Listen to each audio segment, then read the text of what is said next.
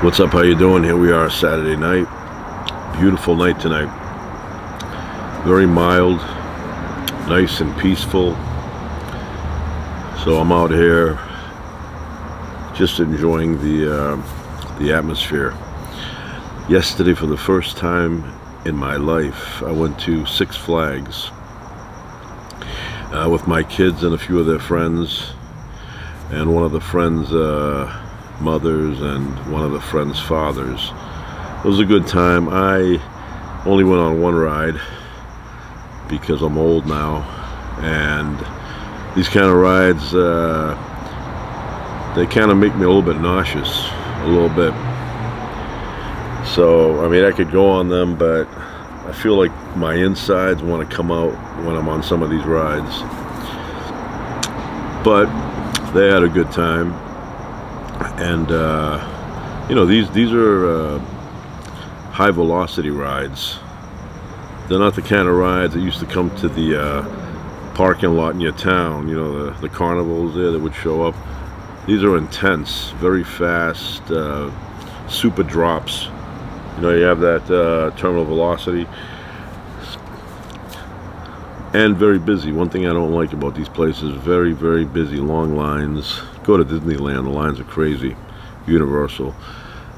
But this was my first time. Now I drive by this place, Six Flags, all the time, and from a distance it looks like it's always closed, but I guess when you go inside you can notice people in there. But my kids had a blast, so they'll probably want to go back one day again. I remember when I was a kid, the amusement park, you know, the traveling ones, they came to my town, and one of the schools, they had a parking lot, and I guess they rented this place out to them, and me and my sister went. We were little. I was about 10 or 11, and my sister was even younger. And we went on this ride. We were small, you know. We got on this ride that goes around this way, and the thing that you're in, the box, goes around this way at the same time. So as you go this way, it goes, and you have a little wheel inside that you can spin it and keep it, you know, the way you should. But the seat belt that they put around us wasn't on right, and me and my sister slid through to the floor. And the only thing keeping us inside and not falling out was a pin on the outside. If that pin gave way, we would have fallen out, because the seatbelt was not holding us. So me and my sister were holding on the bar inside to prevent ourselves from falling outside of this box, and we were way up there. Now everyone else, you know, adults, they were big, so the seatbelt was tight around their belly.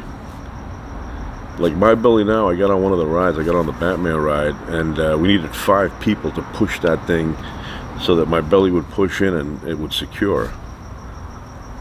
When I was a kid, though, it wasn't like that. So anyway, I remember that we were holding on for dear life. But I loved going on those rides. Now, if they spin a little bit too much, makes me feel you know, seasick. It doesn't last long, but you know, you don't want to feel seasick on a ride. And then many years ago, I would go to the arcades up in York Beach, and those were like kind of the old-fashioned kind. They had the you know, these you know, fortune teller things that were in there, and they had pinball machines from the old days, and they had newer stuff. But you know, when I was a kid, you know, the arcade stuff wasn't like it was in the 80s, but we'd go there a lot. And my favorite thing was skee ball. I couldn't get enough of skee ball. It was a dime. Now I think it's like $1, $1.50 per game, but back then I would save all my dimes, put them in my secret compartment behind my books, inside a plastic container full of rags on top, as if somebody was hunting down my dimes. I had them in there, and every night I would count them, especially if I had a few extra ones from some change. You know, I gave $1 somewhere and they gave me like 3 dimes back. I would go and put it in my collection, and then when I went to Maine, I would go to Maine, I would take that collection, put it in a pouch, and that would be my secret money.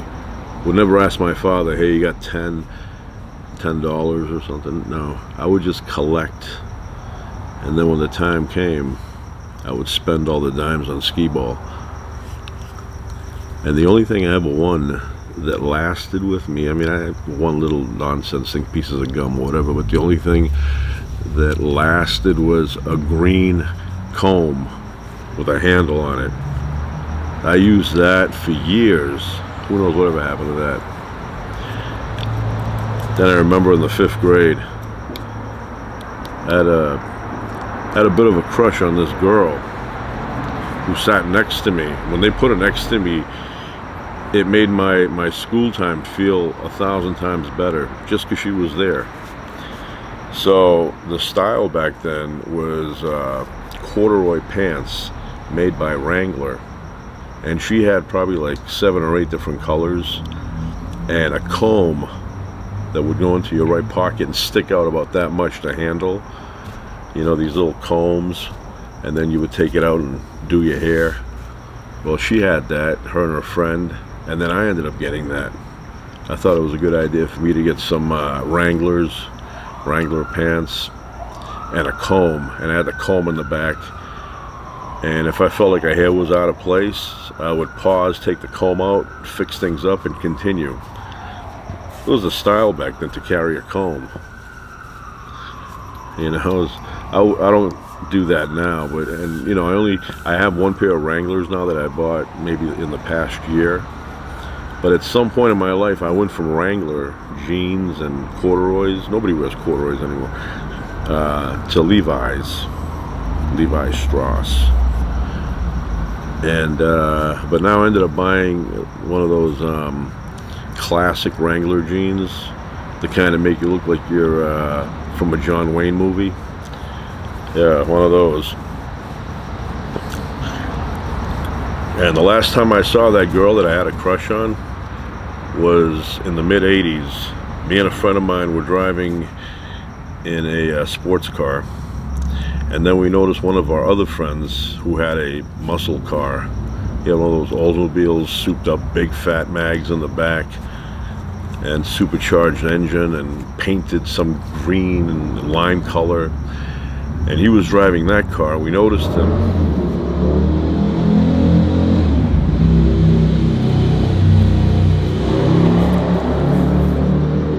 Going home to his mama, big mama's boy. Anyway, we noticed him, so we kind of, you know, went a little slower, and he pulled up next to us on the right hand side, rolled down the windows and chatted with him. And I noticed there was a girl sitting next to him, and then she must have noticed me, because she stuck her head like this and started to look, and it was that girl I had a crush on. But neither I nor she said anything. We looked. She was like gonna say something. I remember she was gonna, but he kept talking, and then I didn't say. But yeah, I had a big crush on her. Big crush. It's a weird thing. It's almost like euphoria all day. That's what it feels like. It feels like euphoria all the time, and then you feel this sense of loneliness if she would take a day off. Like, you would go to school and she would be out, like maybe she was sick or something, had a cold, and she wouldn't be with you, and then that day would drag on, and then she would come back and you feel all energized and euphoric again. Yeah, I remember her. I'd call her up once in a while, and she would pick up, and she always had music playing in the background. You know, it's kind of like the soundtrack, that song that Adrian and Rocky had playing in the apartment, and they were making out for the first time. It was that kind of music. And I could almost picture a turntable somewhere in the room spinning back then. But yeah, I remember that song. Rocky says to Adrian, he goes, I can go over some music. And he flips on the switch, and that song is playing. And then he was trying to kiss her, but she was not really into it. And he says to her, "I'm gonna kiss you." He says, "Well, you don't have to kiss me back if you don't want to." And then once he began, she jumped into it. But in real life, in that scene, she had the flu, and that's why she was hesitating. And she said to him, "I have the flu," and he said, "Well, you know, we're on a budget here, so if you have the flu, we'll do this, and if I get sick, I get sick." He ended up getting sick, but you know, he thinks he gets sick from the cold air. He had to go to the hospital. So I see a cat over there, a little, like a kitten, not a baby one, but maybe like 4 months old. And we have a bunch of cats that run around that belong to no one, but this one here is different. This one here finds me and then sits about 20 feet away from me and just watches me. Yeah, it's different. So all day today I was out here, and the cat would show up and sit over there and just watch. And then I put out some food after all that, not at the beginning. So tonight, Saturday night, they used to have, well, first of all, they used to have the Love Boat Saturday night. And it had that theme song. And I loved the whole thing. It was a feel-good show. Gave you a sense of well-being, that show. And then after that, Fantasy Island. You know, this guy's doing spins around the block. I will say one thing though, the acting back then was not as good as the acting today. It was like over the top, over exaggerated acting. They don't do that anymore, like that kind of acting. But I used to watch that. And then we had Saturday night at the movies. Had a bunch of those. They had Monday night at the movies, Tuesday night at the movies, ABC night at the movies, and I would watch all of those. I loved all those specials that they had. Different time back then. Now, you know, first of all, you don't rush to get home to watch a show anymore. That's gone. Just, you know, stored on your whatever that machine is. I like that cat. I can imagine like 500 ticks on that. Not ticks, maybe not ticks, but fleas. I'd like to get that cat and give it a nice wash, but it doesn't seem friendly. I mean, it seems friendly from a distance, but then again, even people seem friendly from a distance.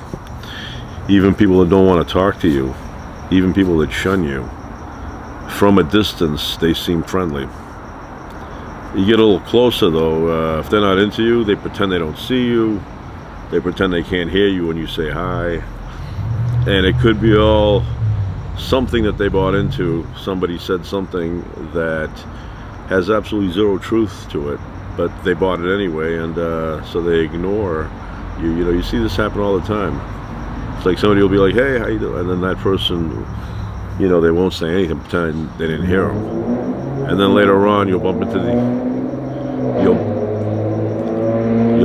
that other person who did not acknowledge the hello, and they'll say, "Oh yeah, I don't talk to them because of this and this reason," and you'd be like, "That's not a, you know, that's not a true story, right? That was made up." People are stupid like that. They believe anything. So the cat is keeping an eye on me. Psst. Anyway, kind of dark out here. Got a couple of lights, but I don't have the big one on. So that's it. Tomorrow is another day, and then Monday is another one too. Good night.